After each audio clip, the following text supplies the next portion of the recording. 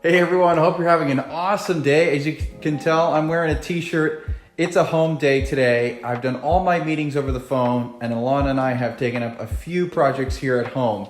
So we're doing a little bit of board and batten on the other side of our fireplace here, and I thought I might walk you through the process that we've done. This whole project cost us 40 bucks.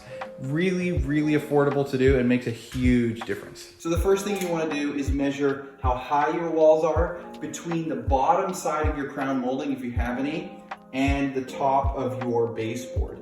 So what we've done is we went out and bought some pre-primed MDF strips that were 3 inches wide. Now once we got them home and they were pre-cut to the length that we already measured earlier, we decided that we wanted something a little bit thinner. So I ran them through the table saw and brought them from 3 inches to 2 inches. So these are 2-inch board and batten.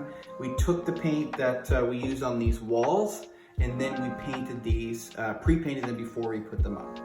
All right, so this wall is 80 inches. So in this case, obviously 16 goes into 80. What we can do is we can put 4 boards. We'll mark them out here at 16 inches each, and then we'll nail them to the wall. So what we're using to fasten these boards to the wall is just a Home Depot special Ryobi brad nailer.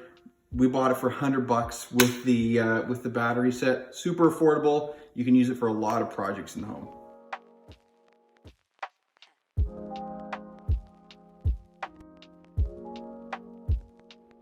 All right, so now that we've nailed it on the wall, there are gonna be a bunch of holes in your nicely painted board and batten.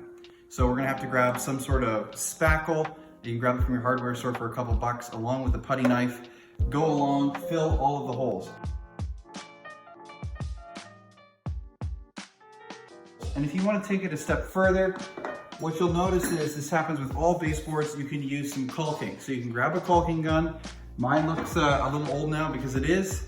You just put this bad boy in there and then run your caulking along the sides of the board. This will stop any sort of gaps from being seen and look really professional and really clean.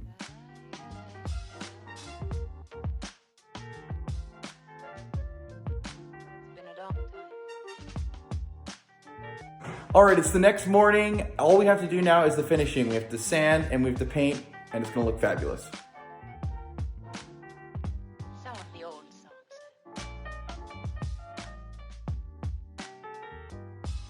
Super easy, 40 bucks later, we're done, and we're super happy with it. Sweetheart, I don't know, what do you think? How long do you think that took? Couple hours. So a couple hours, we're done, nice and simple. If you have any questions, let me know. This is a great way to make your house interesting. It doesn't increase the value of your home, but it certainly can help with saleability. We also did a little bit of our master bedroom, so I put that picture right here.